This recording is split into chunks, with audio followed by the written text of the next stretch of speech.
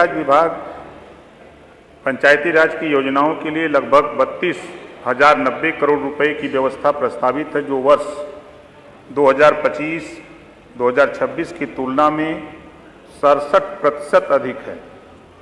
स्वच्छ भारत मिशन ग्रामीण द्वितीय चरण वर्ष 2020-2021 से संचालित है। योजना हेतु 2,823 करोड़ रुपए की व्यवस्था प्रस्तावित है।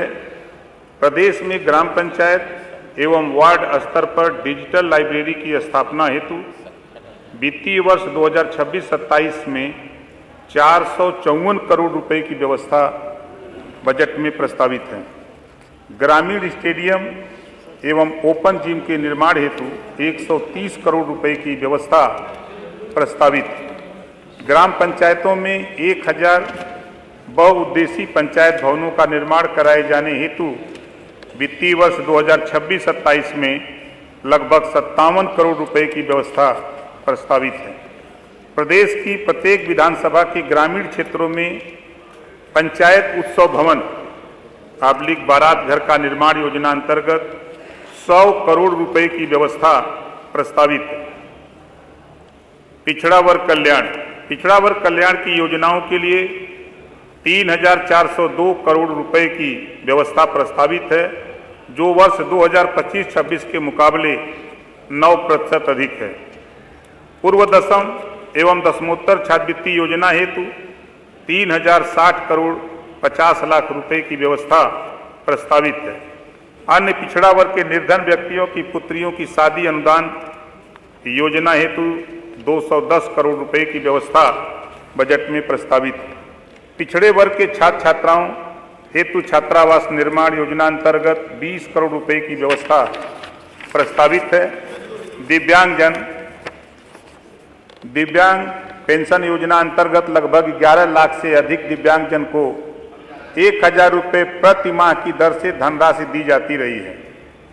वर्ष 2017 से पूर्व यह धनराशि 300 रुपये थी। योजना हेतु 1,470 करोड़ की व्यवस्था प्रस्तावित। अल्पसंख्यक कल्याण की योजना हेतु 2,058 करोड़ रुपए की व्यवस्था प्रस्तावित। पूर्व दसम तथा दसमोत्तर छात्रवृत्ति योजना हेतु 391 करोड़ रुपए की व्यवस्था प्रस्तावित। सड़कों एवं सेतुओं के निर्माण, चौड़ीकरण एवं अनुरक्षण हेतु 34,468 करोड़ रुपए की व्यवस्था प्रस्तावित। Ayushman Bharat national health protection mission हेतु 2,000 करोड़ रुपए की व्यवस्था बजट में दी गई है। किसान हमारी सरकार के अब तक के कार्यकाल में 3,04,321 करोड़ रुपए से अधिक के रिकॉर्ड गन्ना मूल्य का भुगतान कराया गया है। यह भुगतान इसके पूर्व के 22 वर्षों के सम्मिलित गन्ना मूल्य भुगतान 2,13,519 करोड़ रुपए से भी 90,804 करोड़ रुपए अधिक है। एक जनपद एक व्यंजन जो एक नई योजना है, तो पूरे उत्तर प्रदेश के 75 जिले में लागू होगी। इसके लिए 75 करोड़ रुपए की व्यवस्था है। आज ये कहा जा रहा है कि बजट में ये नहीं है, वो नहीं है, तमाम तरह की भाषा विपक्ष के तरफ से। तो मैं फिर कह रहा हूं कि स्वाभाविक है कि विरोध करना। चुनाव में विपक्ष जाएगा जनता के बीच में, यदि वो कहेगा कि भाई सरकार बहुत बढ़िया काम कर रही है, तो फिर वोट कौन देगा? सवाल तो इस बात का भी है। इस नाते विपक्ष की भूमिका जो होती है वो स्वाभाविक है विरोध करना।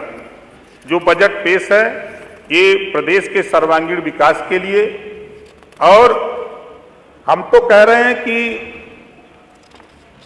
दलीय चश्मा उतार करके अगर लोग देखें तो चाहे सड़क को देख लें, गोरखपुर लिंक एक्सप्रेसवे पर जाते भी होंगे, पूर्वांचल एक्सप्रेस से भी जाते होंगे। इधर जो सपा गवर्नमेंट में बनी है आगरा एक्सप्रेसवे, गंगा एक्सप्रेसवे काम चालू है। तो एक्सप्रेसवे जो बन रहे हैं उसकी रफ्तार सभी, चाहे पक्ष के हों चाहे विपक्ष के हों, सभी की गाड़ियों की रफ्तार तेज हो गई। और मजे की बात कि हम सभी लोग, हमारे परिवहन मंत्री जी कैमरा लगाए हैं, जब कैमरे के नजदीक हम लोग होते हैं तो स्पीड कम कर लेते हैं और फिर पार करके स्पीड बढ़ा लेते हैं। ये दोनों लोगों के लिए लागू है। कल तक स्पीड हमारी क्या थी? हम अगर बलिया से चलते थे तो 8 घंटे में आते थे, लेकिन आज हम 4 घंटे में लखनऊ आ जाते हैं। आज अगर हम रेल कनेक्टिविटी की बात करें तो स्टेशनों पर, जंक्शन पर जब हम लोग रुकते थे तो सुबह गंदगी हो जाती थी जब कोई ट्रेन रुकती थी, लेकिन आज माननीय प्रधानमंत्री माननीय नरेंद्र मोदी जी के नेतृत्व में आज वो व्यवस्था समाप्त हो गई है। हम लोग जब 10 साल पहले स्टेशनों पर जाते थे ट्रेन पकड़ने के लिए तो चूहे कूदते थे, बड़े बड़े चूहे दिखाई देते थे, लेकिन आज इस सरकार में वो चूहे भी बेचारे नदारत हो गए, पता नहीं कहां चले गए।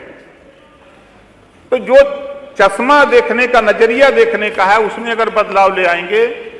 आज सड़क से हम सभी लोग गुजरते हैं, बड़ी संख्या में बच्चियां स्कूल जा रही हैं। जो सपना सावित्रीबाई फूले ने देखा था, जो सोच, जो लड़ाई लड़ी थी, आज उस सपने को साकार प्रदेश सरकार आगे बढ़ा रही है। जो सोच महात्मा ज्योतिबा फूले, छत्रपति साहू जी महाराज, चाहे गौतम बुद्ध जी ने जो सोच रखा था, उस सोच को आगे बढ़ाने का काम वर्तमान सरकार कर रही है।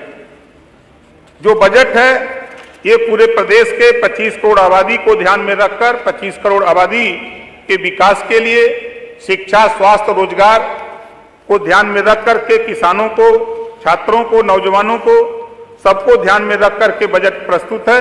इस बजट के लिए मैं वित्त मंत्री जी को धन्यवाद देता हूं और मुख्यमंत्री जी का आभार व्यक्त करता हूं कि आपका जो ये बजट है, इस बजट से प्रदेश का सर्वांगीण विकास होगा। धन्यवाद।